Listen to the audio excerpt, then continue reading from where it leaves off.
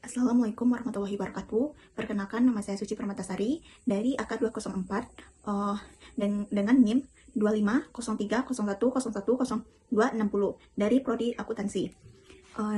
Di sini saya akan memenuhi tugas UAS tentang penjelasan PPT yang berjudul Tinjauan Ekonomi Makro Ekonomi Argentina 2022 sampai 2024. Di sini saya akan menjelaskan tentang analisis pertumbuhan PDB, inflasi, kurs, dan neraca perdagangan.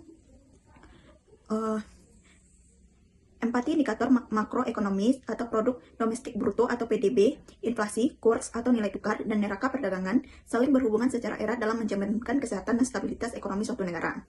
Kedua, pertumbuhan PDB mengukur total nilai tambah barang atau jasa yang dihasilkan perekonomian domestik. PDB yang tumbuh kuat untuk menandakan peningkatan daya beli dan produk. Namun, ekspansi ekonomi yang terlalu cepat tanpa diimbangi supply memicu kenaikan inflasi. Selanjutnya, inflasi, yaitu kenaikan harga barang dan jasa secara umum dan terus-menerus. Inflasi modern mendorong produsen berproduksi. Sebaliknya, inflasi tinggi menggerus daya beli real masyarakat, menaikkan biaya suku bunga, dan dapat memperlambat laju PDB. Dan selanjutnya yaitu kurs atau nilai tukar. Perbandingan harga mata uang domestik terhadap mata uang asing, depresi mata uang membuat produk ekspor lebih kompetitif atau mendorong surplus. Namun, meningkatkan biaya bahan baku impor atau imported inflation. Selanjutnya yaitu neraca perdagangan, selisih antara nilai ekspor dan impor barang atau jasa. Surplus menambah cadangan devisa dan menguatkan nilai tukar. Defisit perdagangan mempertahankan kurs dan menekankan akumulasi devisa negara. Selanjutnya, di sini menjelaskan tentang mekanisme saling pengaruh atau transmisi ekonomi. Inflasi terhadap kurs atau neraca perdagangan. Yang pertama yaitu inflasi domestik yang lebih tinggi dibandingkan negara mitra dagang membuat barang impor terasa lebih murah dan barang ekspor menjadi mahal. Akibatnya, ekspor menurun, impor meningkat, neraca perdagangan cenderung defisit, dan permintaan terhadap mata uang domestik melemah. Kurs terhadap PDB inflasi, yaitu pelemahan kurs memicu kenaikan biaya impor komoditas atau bahan baku pabrik atau cost push inflation yang meningkatkan inflasi domestik. Di sisi lain, ekspor manufaktur berpotensi naik karena harganya lebih murah bagi pembeli luar negeri yang mendukung komponen ekspor dan PDB. Selanjutnya itu neraca perdagangan terhadap kurs dan PDB. Surplus perdagangan menyuplai pasokan valuta asing di pasar domestik, menguatkan posisi nilai tukar rupiah. Ekspor neto atau ekspor impor yang positif secara langsung menjadi penyumbang angka pertumbuhan PDB. Selanjutnya itu implikasi kebijakan, yaitu mengambil kebijakan seperti pemerintah dan Bank Indonesia menyeimbangkan keempat variabel ini melalui sinergi kebijakan fiskal dan moneter. Pengendalian inflasi menjaga tingkat suku bunga acuan dan kestabilan harga pangan agar daya beli masyarakat tidak terganggu. Menjaga kestabilan kurs atau surplus mendorong downstreaming atau hidrasi industri untuk meningkatkan nilai tambah ekspor migas guna menjadi negara perdagangan tetap surplus dan menopang pasokan devisa. Dan selanjutnya yaitu penjelasan tentang kondisi dan outlook perekonomian. Kondisi dan outlook perekonomian yaitu di sini terdapat yaitu pada tahun 2022 sampai 2024.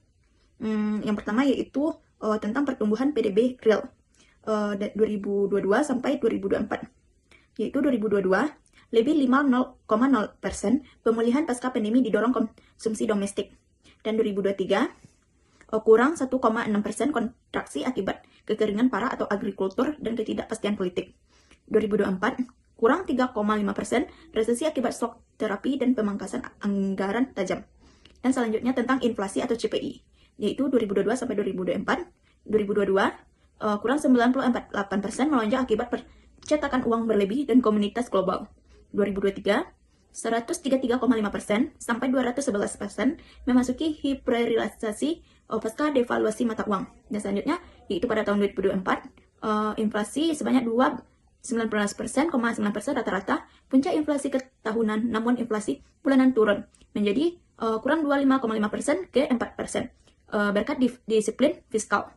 Dan selanjutnya itu tentang nilai tukar atau ARS atau USD, yaitu pada 2022 depresiasi bertahap, yaitu 107 ARS atau USD resmi pasar gelap atau blue dollar melambung.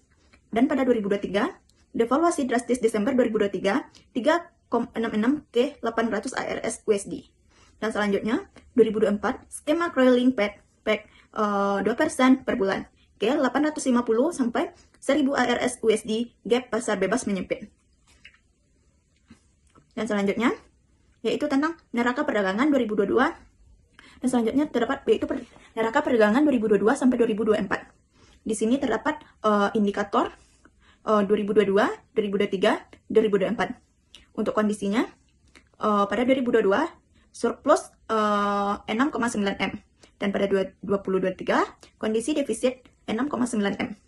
Dan pada tahun 2024 surplus rekor 18,0 M.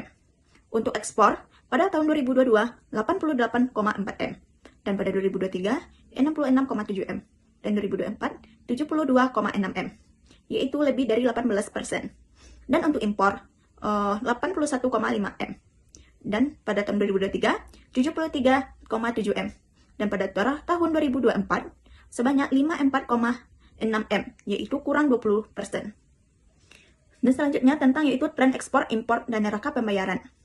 Tren ekspor, impor, neraca pembayaran, dinamika ekspor, yaitu pada 2022 kuat akibat lonjakan harga komoditas global, dan pada 2023 anjlok akibat bencana kekeringan historis, dan 2024 rebound didorong agrobisnis, minyak atau gas, dan manufaktur. Dan selanjutnya yaitu dinamika impor. Pada tahun 2022 tinggi akibat impor energi berharga tinggi, dan pada 2023 dibatasi pengetahuan kontrol devisa sentral bank atau BCRA, dan pada 2024 anjlok menjadi 20% akibat devaluasi dan lemahnya permintaan domestik. Dan selanjutnya yaitu pada kondisi neraca pembayaran. 2022 sampai 2023 cadangan devisa bersih negatif, krisis pembayaran utang atau IMF. Dan pada 2024 neraca transaksi berjalan membaik berkat surplus perdagangan rekor. Dan selanjutnya yaitu kesimpulan, hanya itu yang bisa saya jelaskan. Hanya sekian. Assalamualaikum warahmatullahi wabarakatuh.